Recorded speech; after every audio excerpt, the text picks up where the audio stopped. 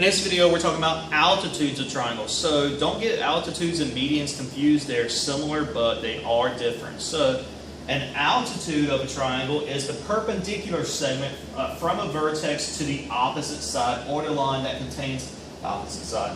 An altitude can be on the inside, on the triangle, or outside the triangle, depending on what type of triangle you have. Every triangle has three altitudes because we have three vertices.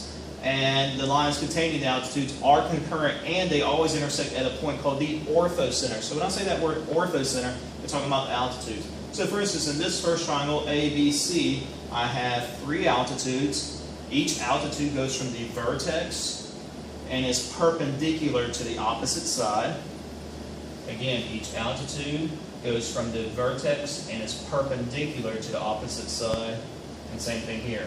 So all three altitudes line up and are concurrent at a point in this particular triangle inside the triangle. Here in triangle KLM, I have a right triangle, and it actually turns out that the orthocenter is actually here on the corner, because it goes from the altitude goes from the vertex and is perpendicular to the opposite side. So here's one of the altitudes. The altitude goes from the vertex and is perpendicular to the other side. So there's another altitude.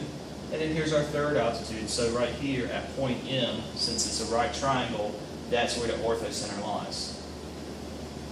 In triangle PRW, we have three altitudes. First one goes from W and is perpendicular to the opposite side.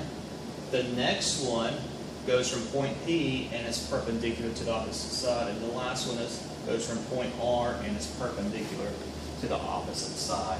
So again, every triangle has three altitudes. And that's it for this video. This one was just straight up definitions. Let me know if you got questions.